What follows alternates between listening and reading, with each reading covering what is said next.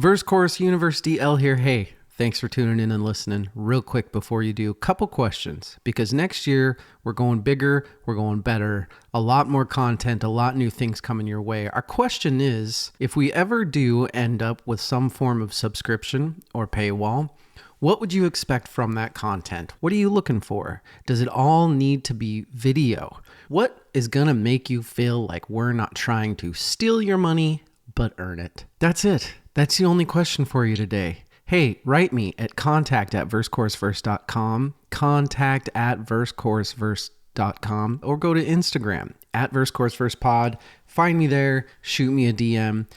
Let us know, because we want to give you the content that you want while also making ourselves happy. This is the only way we know to do it, is to ask. We got to start that conversation. Get ready for this episode. It's a blast. See you on the other side.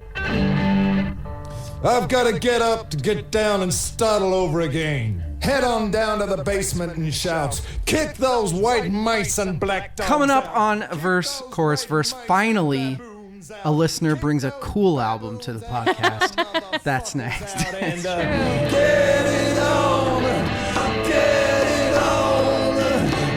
the day that you got born.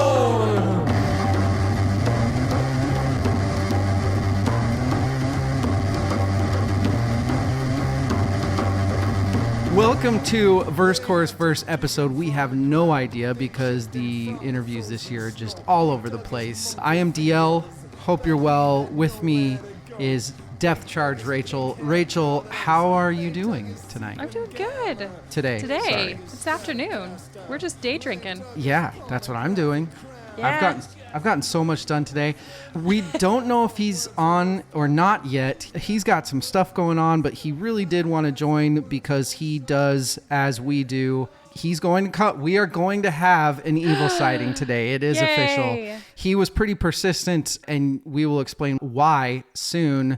I will pre-introduce him as evil with the No Pussy Blues. And then we will go to the guest of honor who brought this awesome album to us. There's a reason Evil wants to be on here so bad, and it's because we all have a collective crush on this amazing person. Angie is joining us. Angie, how are you doing tonight in Wales? I am doing really, really well. Yeah, it's good. It's way past my bedtime. What time do you usually go to bed?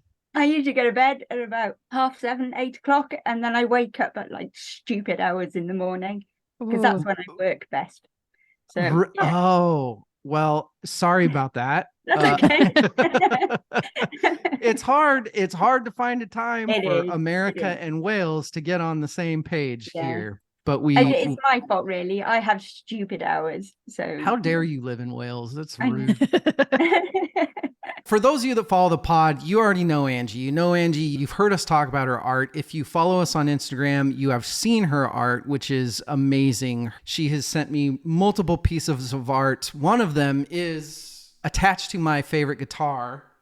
It's my favorite piece of art she sent. And then she has a painting she has sent me that is hung up in my religious section of my room with my big black Delta poster and my Lane Staley portrait and all my booze. Rachel, you've got a painting we can see as well. I do. It's right there. I have all of that's the thing, Angie. You don't understand. I've got Taylor, I've got Haley, I've got Blackpink, and I've got you. You were up with all my faves. Thank you. Angie, how long have you been that specific style of art, the watercolor stuff? The watercolors I only started doing during lockdown. Really? Yeah. I did textiles at degree level, and my previous job was working on weaving looms, which was great fun. Wow. And then lockdown happened. I couldn't go to work, and I was sat around not doing a lot. I took up painting again. I hadn't done that since like college. They are so good though. I mean, it surprises me that you haven't been working on these for your whole life, because it seems pretty natural for you. Yeah, when I moved into this house, my husband's mum had not long passed away, and she'd left behind like all these watercolors and brushes and things like that. She was a watercolor artist, And then I thought, wow, well, I've got all this stuff and I've got time to do it. So yeah, I just picked it up and it did just come naturally. I was made for watercolor.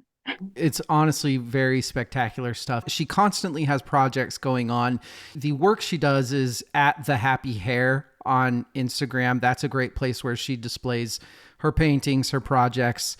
You can also go to angelakjames.com. That is her website. She usually has postcards, like I said, some form of project. I can't recommend her stuff enough. The book, what was your book called? It's The Adventures of Hare and Snail, and it's book 1, which is the Frog Prince. Do you still have some available? Yeah, I still have that one. Yeah. If you have kids, even if you don't have kids, it's really awesome. You haven't been doing as much lately though, because you said you're working on a degree. Yeah, I'm doing my master's degree in illustration. So far, we've just done the first module, which was set kind of different tasks. We were given the task of categorizing the marks that we use to create illustrations. So with mine particularly, it was watercolor techniques and color. Those are the main things that I use. So I had to split all that up into separate techniques and separate colors and separate marks. Once we'd done that and broken our work like right down to the bare basics, we were given 4 tasks. We were only allowed to use 4 different either colors or watercolor techniques. That was really good fun. I thoroughly enjoyed that. Following you, I would say you're definitely a true artist. It's really fun to follow her on social media, and there are times where she'll have posts about finding ways to create a different color with these natural. It's really, really fucking cool. You sent me some audio. We were working on some sort of project and you sent me some audio once. The background, it was all nature. You could hear birds, and I've never been so jealous of someone in my life just from listening to their audio. I'm in a tiny little cottage. It was an original 1930s cottage, and it was part of farmland, but that's been built on now. But I still have half an acre of land, and just encourage as much wildlife as possible. Angie, really, thank you so much for not only joining the pod today, but for your communication with us, for you listening and reaching out, and your opinions, and obviously the art. We're very, very happy to have built the friendship that we've built over the past year or so. Yeah, I feel the same. I can't remember how I started listening to the podcast. Was it to do with Alex Henry Foster, maybe? I don't know. I can't remember. Probably. Listening to it, and I was thinking, oh God, it's like being sat in a living room with all your mates, just talking shit about music. Well, that's the best compliment we're ever going to get. Thank you so much. While Evil joins. Oh, look, there he is. Yay! Welcome. I'm a mess. That's okay. While he is getting situated, we will talk about what we're talking about tonight. So as usual, listener supported, we have a few of them every year where we have somebody that listens to the pod come on and bring to us one of their favorite albums. At the beginning, I made a bit of a joke that might have been a little rude to other listeners that have come on. You all know I'm joking, so calm down. Angie, why did you bring this album? What was it about this album that caught you when it did? I think it was because it was just very different to what I was listening to at the time. It was very different to what Nick Cave was producing at the time. Very different. And it was almost like, I know all the Weirdo Cave fans were all, yay, he's back. He's back to normal. I just love this album. And it's one of the rare albums that I listen to like from beginning to end. I don't skip any tracks. I can very, very much. We're talking about Grinderman, the self-titled debut album of Nick Cave's project, Grinderman.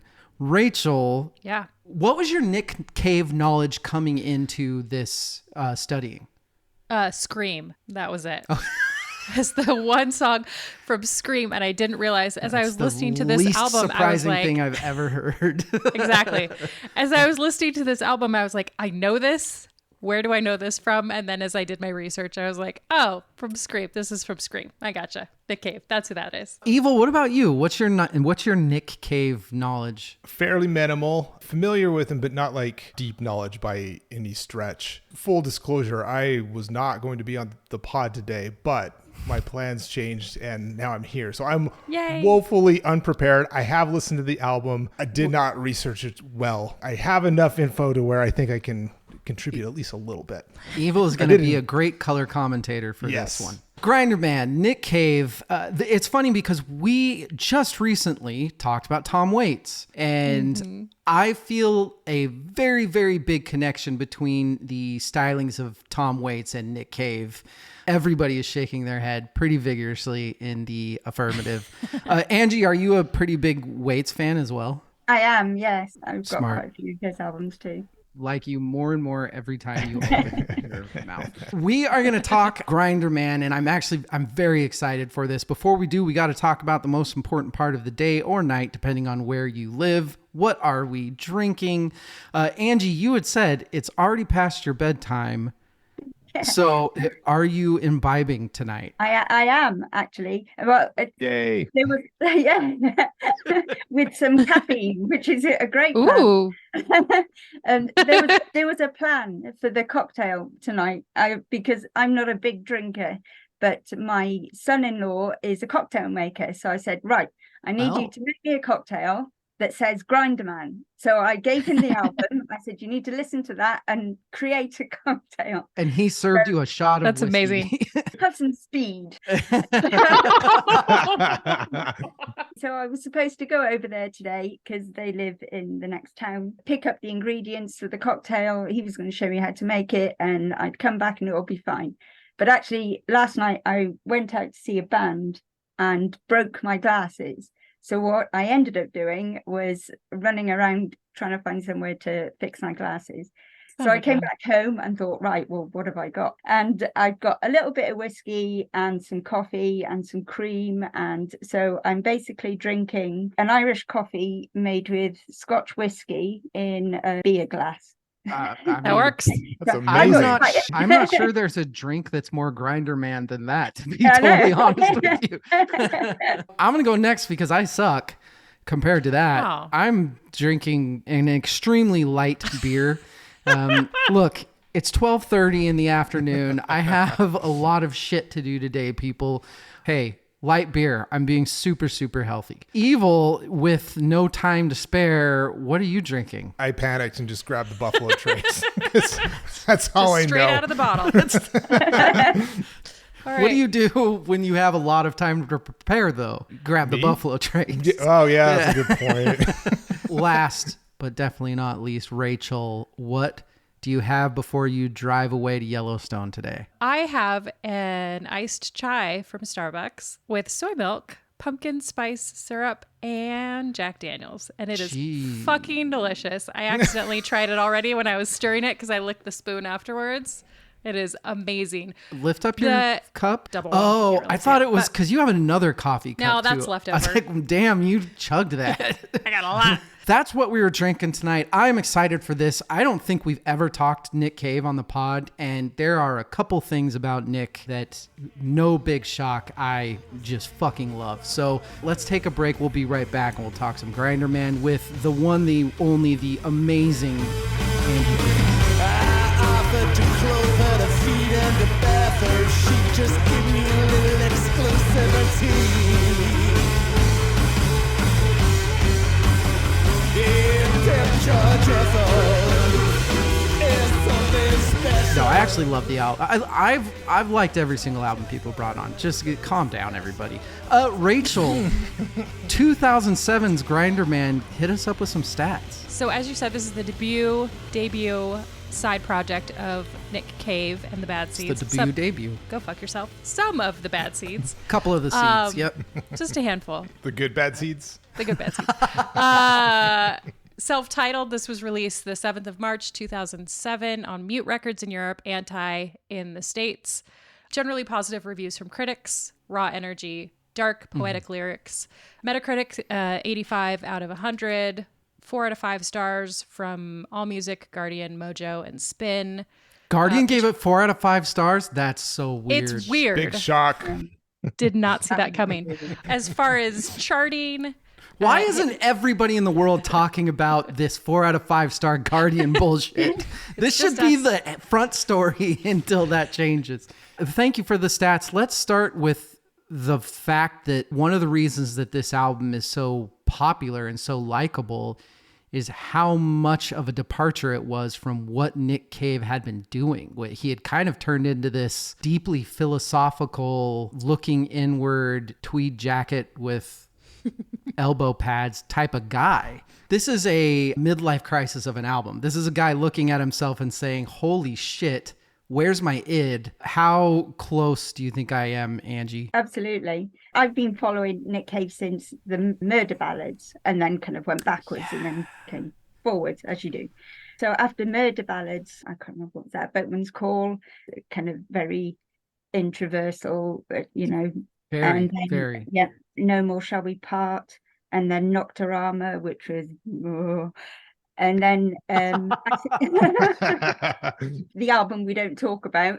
Yes. And then I'd listened to Grinderman before I'd heard on the live of Orpheus. Yes. To me, this was like, oh, he's back. He found himself again. So you were one of those people that you were talking about that Yeah. was like, Yeah, oh, thank God absolutely. he's back. I've got nothing against people changing what they produce and how they see the world. There was a lot going on in his life, I think. I don't really research people that much, but it was apparent that there was stuff going on. I was just kind of willing him to, find his feet again. And then there was Grinderman. What's really interesting to me is a decade after Boatman's Call, which was because Boatman's Call was a massive success. Yeah. And then I'm not sure. I think you're right. I think you're onto something that after Boatman's Call, I don't want to say he got in his own head. I think with a guy like Nick Cave, who's the people that follow him are so faithful to him and in love with him, that it's probably pretty easy to get that Kanye West style God complex of talks about it on this album, about standing on the stage and looking down at these young, beautiful people as the God among men for so long. I could see where he would end up being that type of guy. Rachel, we talked a little bit beforehand. I don't think I've ever had as many texts from you saying like, holy shit, the rabbit holes that I have gone down because of this album. Yeah, I think that him, his first album was in 84. He's been around for a long time. And so there was a lot of space for rabbit holes. It was, I don't want to be blasphemous. It was like trying to research Taylor Swift and why she does what she does, because there was so much of Money? like Grinderman. Like, no. Why were we named Grinderman? Oh, it was after this and this blues singer and this song mentions this guy. So then why are they called Grinderman? I thought it was just because Grinderman is that's like a sexual prowess that's like a male that's shit. I have a lot of notes. Evil. I hadn't said anything about this album to you. A, if you were coming on, I wanted it to be kind of a surprise for you. And B, if you weren't coming on, I didn't want to make you feel bad because to me, this is such an evil album. Yeah, I feel like I'm in college cramming for an exam here. So this is a band that I feel like you really need to see live to get the whole picture. I watched some live performances and was like just blown away at how explosive they are and how entertaining it is. I scribbled down notes. My thoughts are going to be super scattered, but I wrote down like the Stooges, Viagra Boys, Dylan and Waits, Eagles of Death Metal, a little bit of David Byrne, Suicide, and I'm like, I had this feeling. I'm like, this feels like music from a Tarantino film, and then I start poking into the band members, and I'm like, oh, Warren Ellis did the soundtrack for Django. I'm like, this all makes sense to me. So yeah, it's so many rabbit holes. Super, super enjoyable. I wish my plans were not what they were, and I would have had time to prepare for this a bit more. I'm so mad that you have 2 seconds to plan and you come out with Suicide, and I hadn't even. Fuck you, man. Smarter than you. Angie, you had said that you liked this so much because it was so much different than what you were listening to at the time. Do you remember what you were listening to at the time? What year are we in? 2007. 2007. I don't think I was listening to a lot, actually. In Rainbows came out in 2007. Neon Bible, Sound of Silver. Yeah, so Radiohead, Sigur Rós. I'd kind of toned down a bit from the art college years. Yeah. And like Jimmy said, this was really explosive, and it really was. And I don't want to say losing faith, because that's just ridiculous, but I got to a point where I wasn't going to listen to Nick Cave anymore. And I love the fact that all the albums are different and all of them tell a different story, and I did think that was it. Yeah. And then this came out and it was just brilliant. Oh, that's awesome. I can't even think of a band that I was basically giving up on, and then they came out. Oh, you know what? 72 Seasons. That did it. I'm going to beat that horse. Smart ass. Is it the first words in Get It On, or is it the first time he actually starts speaking in verse? They had to dig him from the ground thing. Yeah, it's the first verse, I think. Evil, you know what this reminded me of? A less heavy, more rock Daughters. That's a good pull. There's this very, very, very not known 90s artist named Whammo. I'm not sure if anybody ever heard. When you guys are done with this, go look up Batman by Whammo. A song about a guy who has a bully who then a bigger kid beats the crap out of his bully, and that convinces him that Batman is real. It's an incredible song.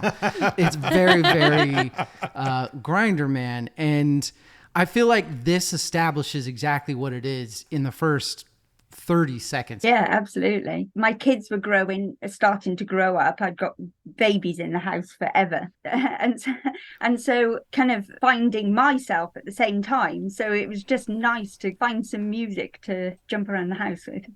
You are actually, we become friends with a woman from Wales who is a watercolor artist painting these pictures of snails and hares. And then you start talking about your music, you're citing Nine Inch Nails and Grinderman. It's like, oh, what's on here? It's a very cool don't judge a book by its cover thing, because you listen to some pretty heavy shit. Yeah.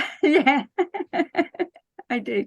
The 100-Day Project, that started with a comment exactly like that from a friend of mine. We touch base every couple of months or so. I give him CDs to listen to, and he gives me CDs to listen to, and we just share music. Awesome. And I think I'd given Death Prod and Cripple Black Phoenix to listen to. And he came back. He said, I've just got one question. He said, how do you listen to this? And paint rabbits. Yeah. So with the 100-Day Project, I was trying to show how music influences my paintings, but not in a very immediate way. It's all kind of symbolic and kind of hidden meanings. If you follow kind of like my website and my Instagram, you kind of get the idea of what's going on. But yeah, that all started. It's really intriguing. It's really cool. Thank you. Rachel. Yes. Speaking of hairs, give me rabbit hole number 2 that Rachel went down. The band's name, Grinderman, came from Memphis Slim's song, The Grinderman Blues. So then I went to a Memphis Slim rabbit hole last night after I found that, or the night before. Never a bad thing. No, it wasn't. It was great, but I really got off topic for a while. People very often forget how much those super old American blues artists were very dirty, dirty men. Oh my gosh. There was one lady, the dirtiest shit I have ever heard from this female jazz singer in like the 20s. It was filthy, like filthy. Amazing. Blush in front of your grandmother about. Do you think we look back at music before our time as being a bit more sanitized than what it really was, because it was like our parents or grandparents or great grandparents' music? We just don't associate all of what's being a human with those people. I'm going to say no, I was brought up listening to Prince and Hazel God bless your O'Connor, parents. and as well as like classical stuff as well. But even that was so. Yeah. I'm going to say no to that. But then I suppose before the kind of the punk stuff, then I would say that was cleaner. Like Rachel's discovered, it probably wasn't. Okay, I found it. This was in 1933. The artist is Lucille Bogan. So get ready to bleep when you edit this because it is foul.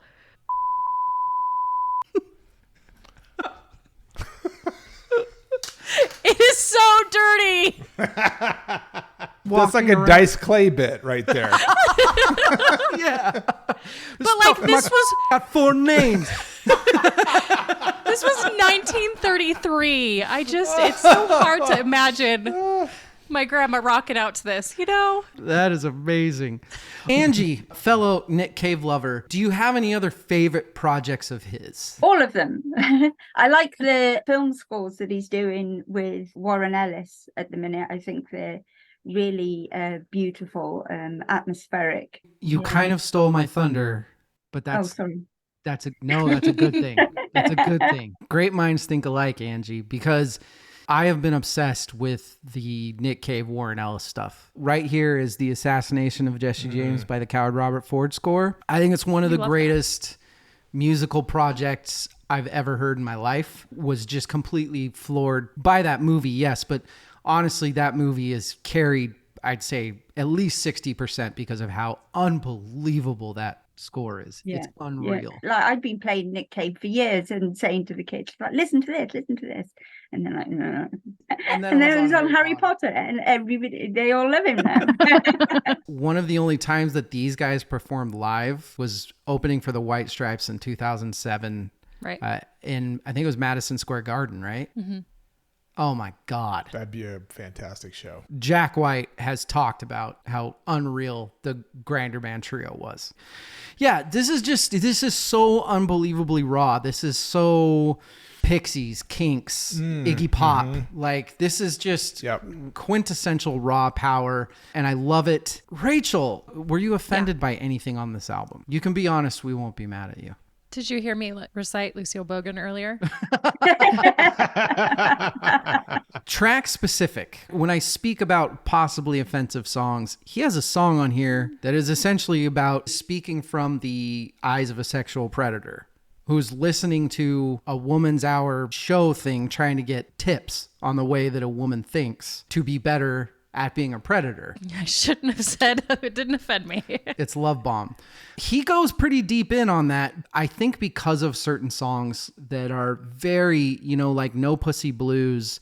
What's the men are leaving? Go Tell the Women. Thank you. Go Tell the Women. There are songs that are very, very much tongue-in-cheek. I'm a man. I should get what I want. It's very obvious that he's making fun of himself and all of us dudes. Yeah, I think so. Like those songs they wear it on their sleeve. It's very overt. Fun fact, Snoop Dogg, big fan of No Pussy Blues. He actually brought that up on a Late Show at one point, and he said he's a big Nick Cave fan, which I'm like, that's awesome. If you're impressing Jack White and Snoop Dogg, you're doing something right. That's amazing. Yeah. That makes me like Snoop Dogg more too. He's a Nick Cave fan. Yeah, he says, I can't say the name on the air, but he was referring to that song. That's awesome. He also gets a little bit for his id, like I said, as it is. And I guess this is a little bit of a dude thing too. If you're in the guys have that thing about when their dad dies. Man in the Moon is basically about his dad dying at, I think he died at like 19 in a car accident. This is very much a middle-aged man singing about his dad dying. Amongst all this masturbating baboons and kind of raw maleness, and sometimes it comes out that men are, sensitive, and having a male person to look up to is important. Yeah, I think actually it helps in kind of bringing you back,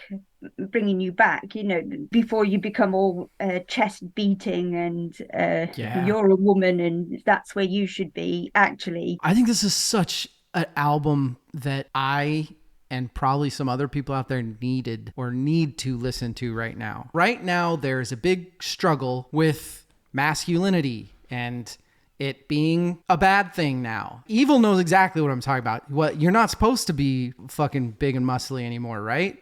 Right. Like you're Well, I can't help it. But what did I say to you earlier today? I feel it's very important personally to inoculate myself against any conditioning that brittles my mind, body, or spirit. That's much more G-rated than what I was going to say. That's way more G-rated than what I said to you as well. But yes.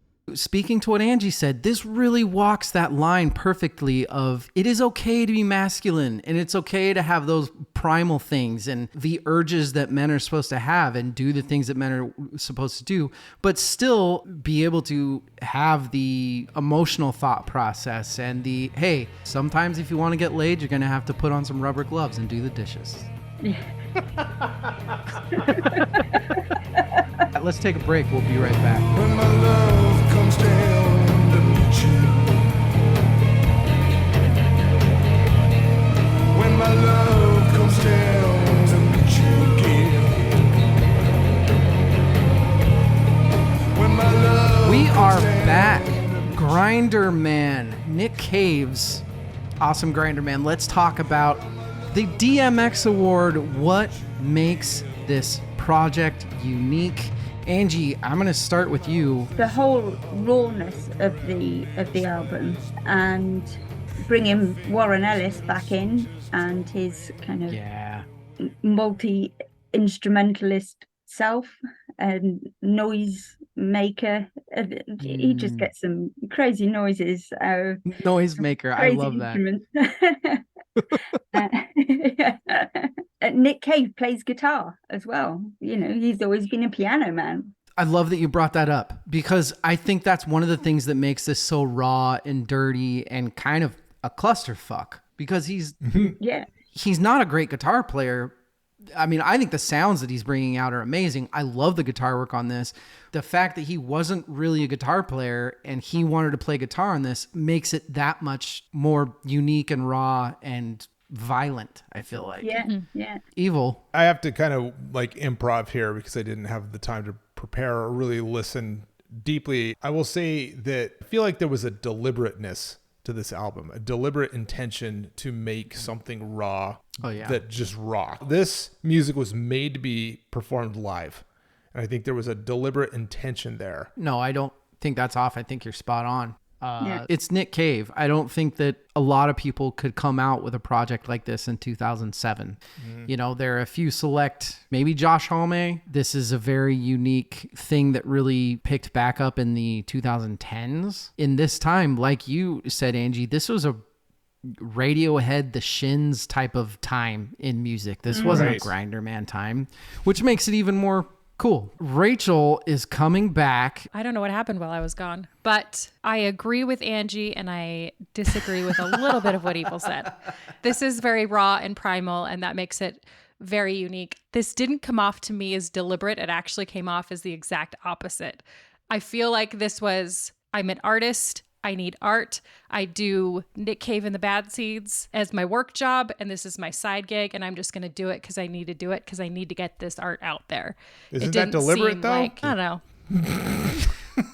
That's exactly what I said, but she just said that it's like the amazing side gig. Can we call Grinderman the verse chorus verse of Nick Cave?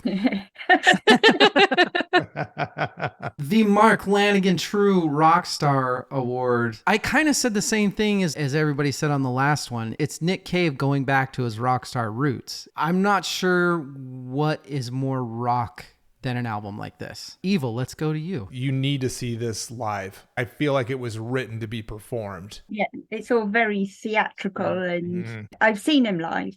Oh my God. A long time ago.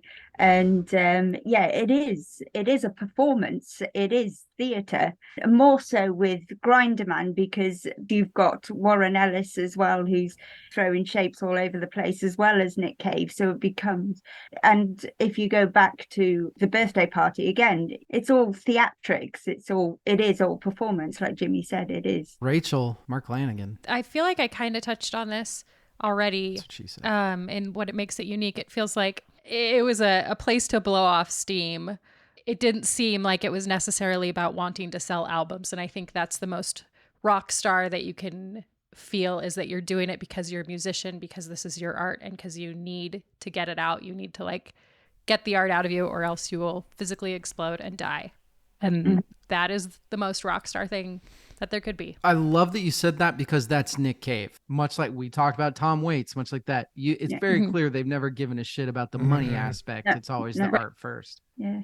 Overrated, underrated, properly rated. Angie, what do you think about this album? Going on what we've just said, that he wasn't bothered about the reviews or the money or anything, I think it's properly rated. I did try and have a look for a bad review and I couldn't find one. Like you said, The Guardian gave it 4 out of 5.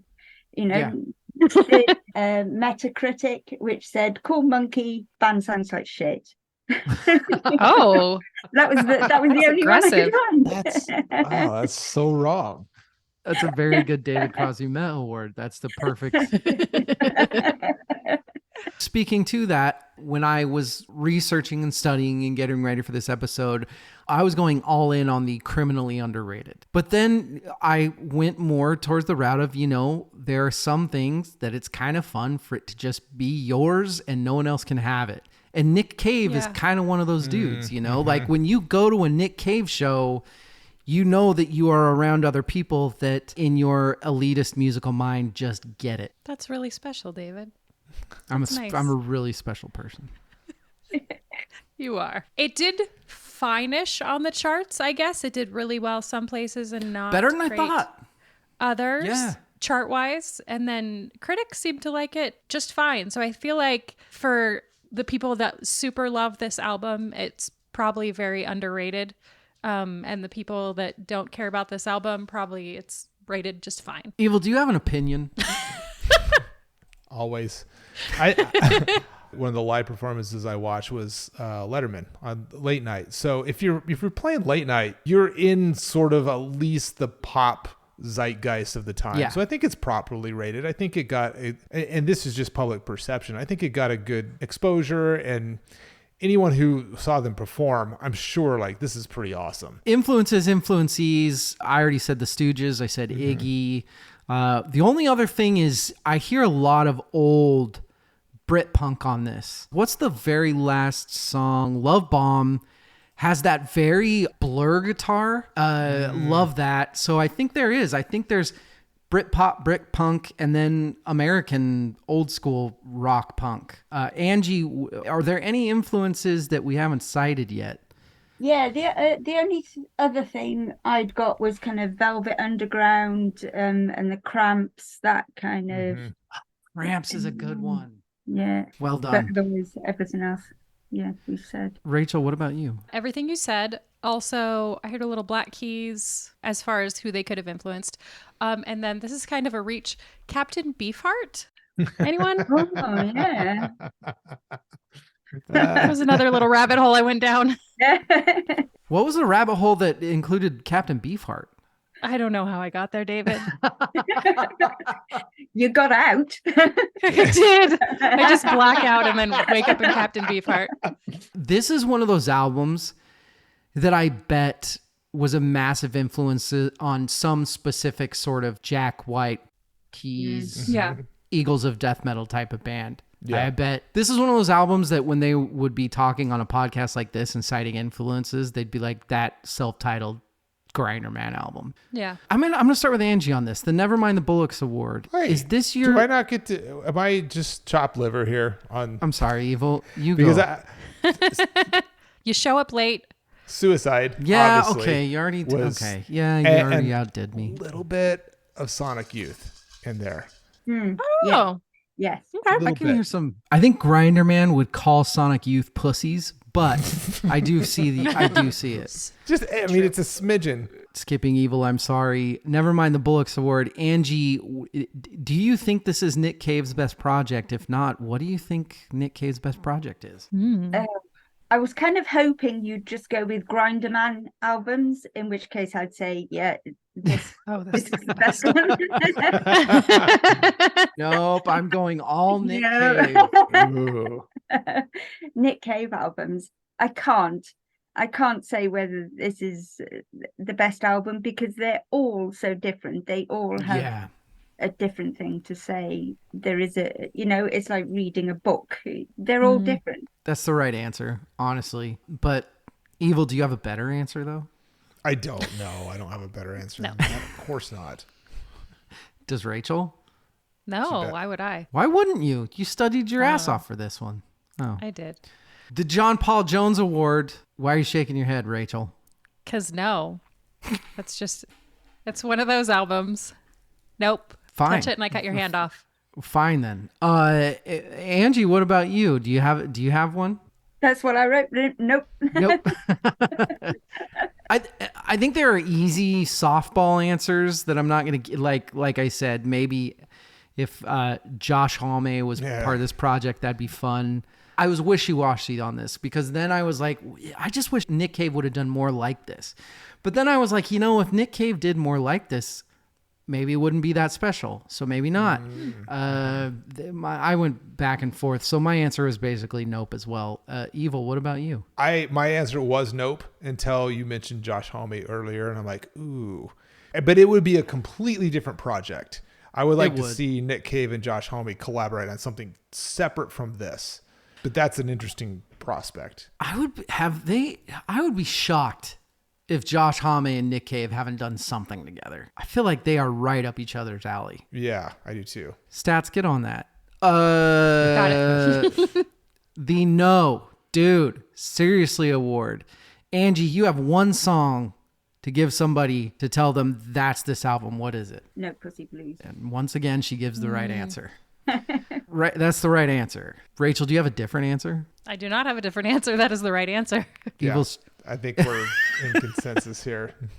It is. That's And the it's that's such a mood song for such a mood album. It's amazing and it's perfect. The John Popper Award for Best Hook. This is where it might get interesting. So I'm going to go first since I'm sticking to that. The whole she just didn't want to part of the No Pussy Blues. The repetition of the she just didn't want to, that is just unbelievably spectacular. I love it so much.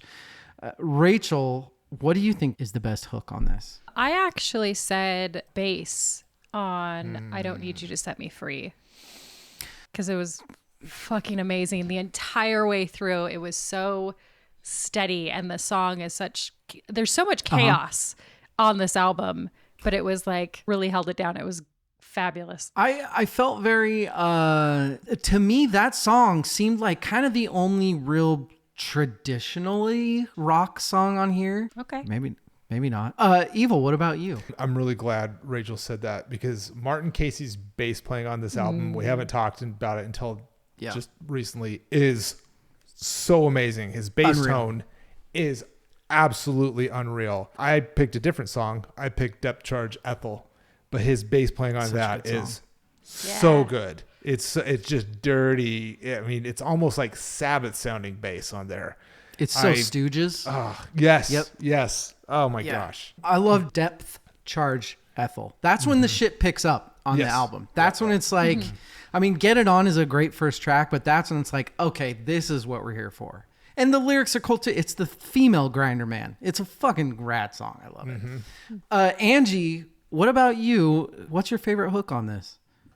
Same as Jimmy, the bass in Depth Charge Ethel, and like you said, that's when it really starts to get dirty and it really starts to get bouncy. It's excellent. Yeah, brilliant. It's this like episode's going too fast because we're all on the same page. Yeah. But that's actually good. This is a very efficient episode. It is because I'm edit out a lot of shit on this episode. We could go live, David. We could go live. Especially with an album like this. Worst idea ever. Yeah. What was that song again? Read those lyrics off, Rachel. See?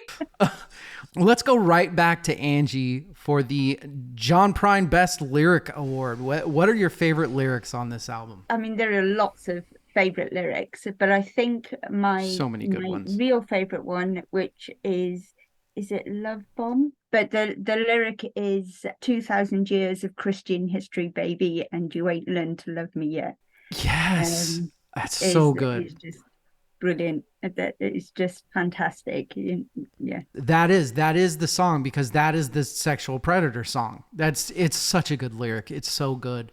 Evil, what about you? I have to pass on this one because I just didn't have the time. There's so many. There are That's fair. so many that I'm like, This is a very poetic album. Yeah, I would need like a couple of hours to sit down with the lyrics to really get. Even then, it was going to be the wrong answer because there's another good one somewhere that I missed. There are no wrong answers, except there are. Rachel, what about you? I really struggled trying to find some good stuff because there's so much good stuff. So it's not necessarily the best. It's just some of the good stuff, I think. All of the imagery in No Pussy Blues, because it's this story of this washed up musician who just doesn't have it anymore, and the imagery of him like looking down on his fans and being like, I could get any girl I wanted, and then the aftermath of like, no, she doesn't want to, and then he like sucks in his gut, and he, what did it say? And the more he tries, the less attractive he is to her, and it's so fucking good. I combed the hairs across my head. It's of a comb over. It just was like so very good. Homer Simpson, like trying so hard to look young and to be young, and you're just not there anymore. And it was so And then he tries the okay, I'll drink the alcohol and say something rude to her to be the cool. It's so good. It's so good. So that whole song is the answer. I loved that line from Get It On. They had to dig him from the ground. They chipped him from the frozen snow. They dug his monkey fingers. He's singing about himself. He said that. That's about him. He's the caveman that he's bringing back out in himself. And I love that so much. But my favorite line, which also is from Get It On, is the drank panther piss and fuck the girls you're probably married to. That's a right. That was a good one. That is the man that everybody wants to be. Every man wants to be, and we all know it as much as you fuckers try to deny it. The Eddie Van Halen Award for Best Riff, Solo, whatever you're feeling.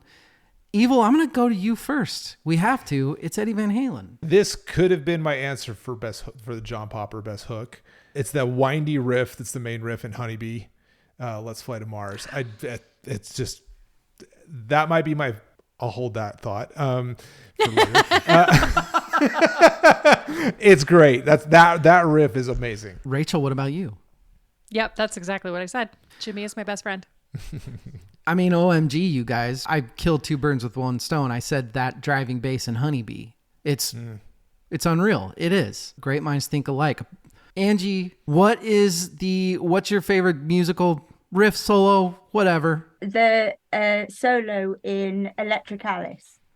And I had to look up what instrument that could possibly be, because it wasn't guitar and it wasn't organ, so I had to look it up, and it's an electric bouzouki. Yeah, it's like nothing I've heard before. I had to sit and listen to it for ages and to try and work out what it was, and it's in my notes I said synth accordion thingy. No clue. But it's a little acid era Beatles, but it is. It's crazy, and I love it. It's actually a really, really good answer. Let's go to the Surfer Rosa Award. I'm intrigued in this one. I thought it was great.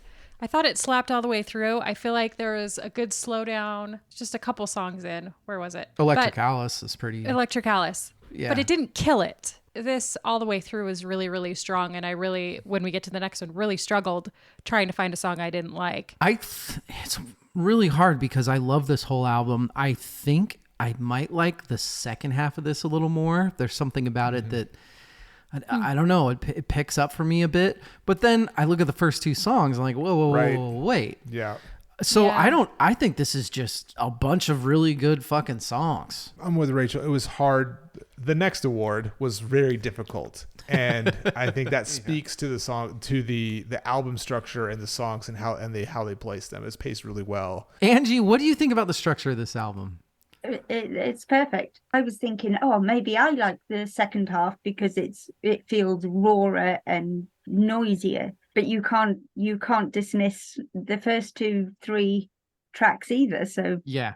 Now we got to get to the hard one. And I'm going to go to Angie first and just rip the Band-Aid off. Angie, the Time of Your Life Award, what is the worst song on this album? I think When My Love Comes Down, but it's not because it's a poor song. It's not a song that I skip. Maybe it's just that little bit different. It's not as noisy, I don't think, as the rest. There's a little acidy, Radioheady kind of, a little more. It stands out from the album because it's different, but that doesn't make it a bad song. It's just... I very much agree with that. That is not my least favorite song, and this is very hard because I did like every single song on this. My least favorite was Go Tell the Women. I love the song. I think it's awesome. I think it's super this hilarious tongue-in-cheek thing that I think is great. There's that like dinky SpongeBob SquarePants guitar in it.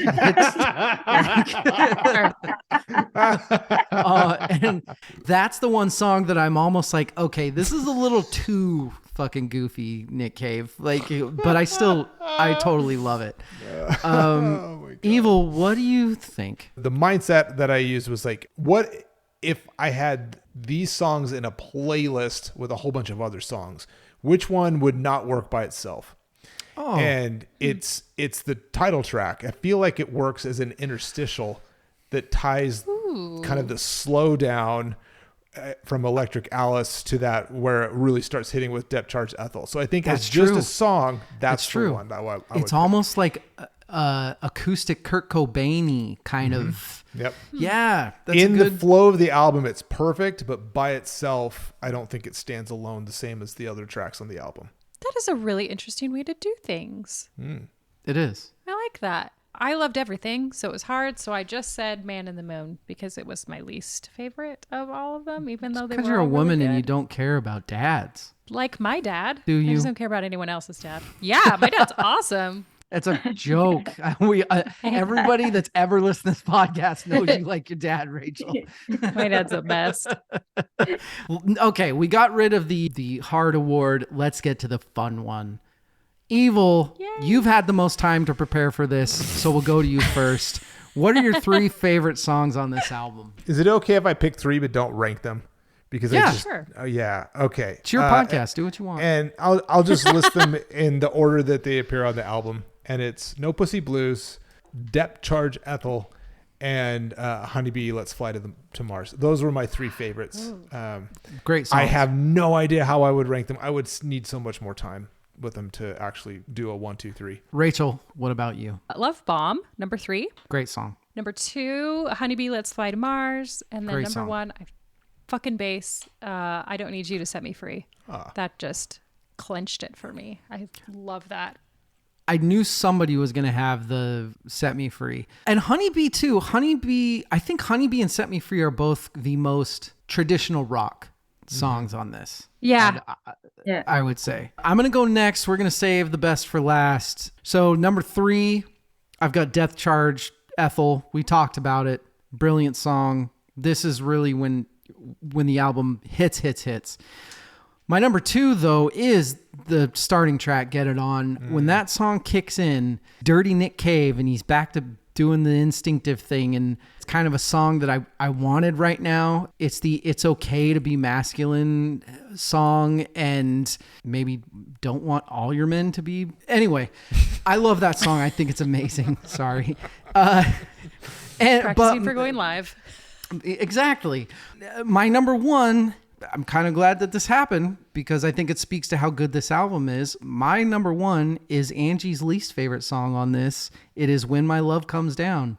I love that kind of driving, overtly repetitive, weird reverbing guitar thing that's going on where he's, and I don't even know what he's saying. Something about his love coming down to nothing or something. I don't know what he's saying. Unbelievably amazing. But now we get to Angie, who loves this album so much. What are your 3 favorite songs? This was so hard. At number 3 as kind of my least, I Don't Need You to Set Me Free. Then Okay. No Pussy Blues. Amazing. And then My most favorite is Go Tell the Women. Oh, Interesting. we swapped. Yeah. I love that. I think that's awesome. A brilliant, it's a brilliant song. And then you get to the end and it's, yeah, you come back. It's very Tom Petty. It also, it's kind of all those wannabe Joshua Tree bands. This is like what they wish they could have come out with. Who won the album besides Angie? Evil. Yeah. Oh my gosh. I think with about another year, I think Evil won this album. I think he's going to end up falling in love with this album so hard. That's my instant like response listening to this is like, I need to listen to more Nick Cave. So yeah, I'll go with that. I will go next. I feel like if I say what I want to say, I'm going to be stealing at least one person's thunder. So I'm going to say Nick Cave. Nick Cave did I steal your thunder? I'm sorry, Rachel. He got back to his id, and everybody needs to do that sometimes. Rachel, why did you pick Nick Cave? Again, just getting the art out there. Just needed to get back to the artist, to the rock star. And I think he won because he got it out of him. So before Angie goes, I want to revise my answer because I'm thinking in the time frame that this came out and then watching the live performances, Mustaches won this album. Fu Manchus? Yeah. Fair. Very much so. Angie, who won the album? Nick Cave and all his fans. That was the answer that I knew I was going to. Nick Cave fans. Yeah. Including Angie. Yeah. Is this album a 10 out of 10? What are we rating this album? Rachel, I'm going to start with you. I had 9.5. It is. Wow. It is. Okay. That might be the highest you've ever rated anything. I feel like this is as close to perfect. Nothing seems like he was trying too hard or trying for a certain thing or thought, let's do another take on that. It's consistent all the way through with that sound. And obviously the talent's there, musicianship is there. So yeah, 9.5. This is really, really close to perfect for me. Wow. Evil, what about you? What do you rate this album? Oh man, I don't even know. 8.5 to 9 range for me. Can I give it a range? Yep. There are some of the slower tracks are just that's not Evil stuff. I would have a hard time giving it a 10 out of 10 just for my own personal taste, but it's a really good album.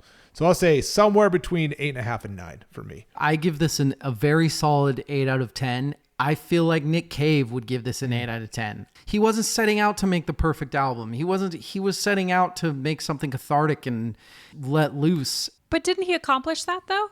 Like if that was his goal, then it should have a higher grade than an 8. I'm not trying to sway you, but I'm just trying to sway you a little bit. The way that you look at things is more of a grade scale. Like if he did a good job, he gets an A+. I look at it more as he wasn't going for the perfect album. He wasn't trying to get an A. He was trying to make something. He didn't give a shit what the grade was going to be. Mm-hmm. This is how seriously we take this, Angie. And we'll go to Angie, of whom this is one of her favorite out. Actually, I'm going to ask that first. You brought this album. Is this your favorite album of all time? This is not my favorite album of all time. I have a different favorite of all time.